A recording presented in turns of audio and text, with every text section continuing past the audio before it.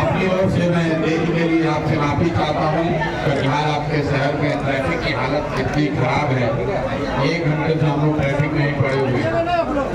जैसा कि आपको पता है 2 अक्टूबर 2022 से जन सुराग अभियान के तहत जो पदयात्रा पश्चिम चंपारण के गांधी विद्यालय आश्रम से शुरू हुई है, उसके 18 महीने हो गए और 18 महीनों में पश्चिम चंपारण से चल के पूर्वी चंपारण,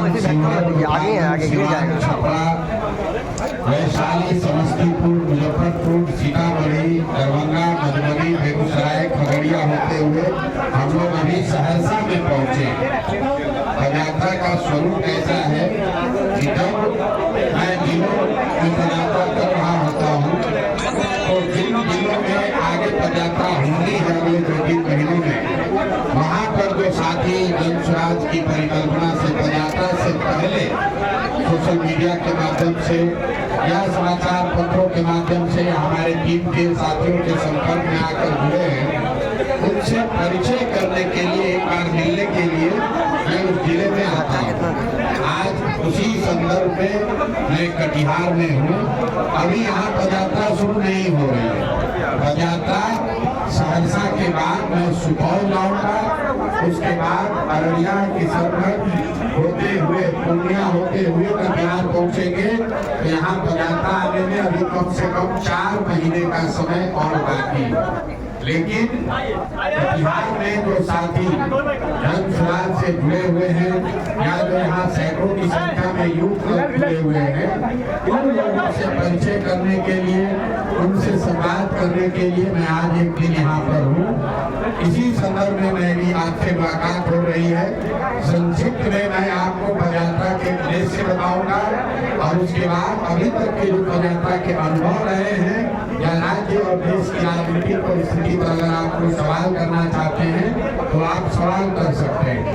पदयात्रा का जो उद्देश्य है, मैंने अपने 10 वर्ष पहले संयुक्त राष्ट्र संघ में और फिर 10 वर्ष राजनीति के क्षेत्र में 20 वर्ष के अनुभव के आधार पर बिहार की स्थिति का आकलन करके जो मैंने अपनी समझ बनाई है कि बिहार में जो गरीबी है, पिछड़ापन, बदहाली है, उसकी मूल में जो बात है वो यहाँ की राजनीतिक बंधुआ मजदूरी है।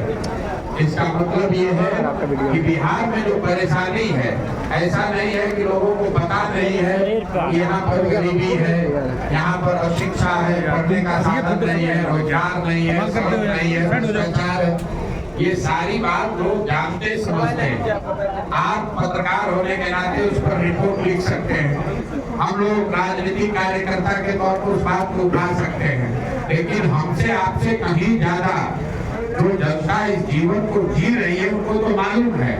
लेकिन इसके बावजूद जब बिहार में लोग वोट करने जाते हैं तो पिछले 30-40 वर्ष में यहाँ पर ज्यादातर लोग 4 ही बरसों से वोट कर रहे हैं।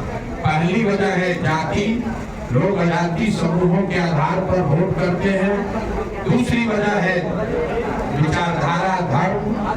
जैसे कि आप देख रहे हैं कई लोगों को जिनको लगता है कि बिहार में सिर्फ जाति पर वोट पड़ता है, उनको ये समझना चाहिए कि बिहार में नरेंद्र मोदी के नाम पर वोट पड़ रहा है।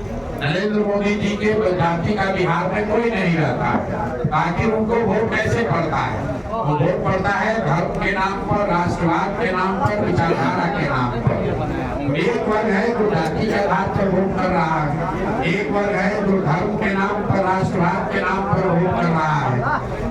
और इसके अलावा 2 वर्ग और है। एक बहुत बड़ा समाज में वर्ग है जो सिर्फ और सिर्फ लालू जी के डर से भाजपा को वोट करता है।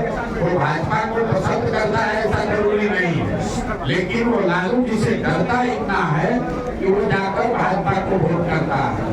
इसी तरीके से यहाँ जो मुसलमान हैं, जो माइनॉरिटी समाज के लोग हैं, वो लालू जी को पसंद नहीं करते, वो भाजपा के डर से, मजबूरी से लालू जी को जाकर वोट करते हैं।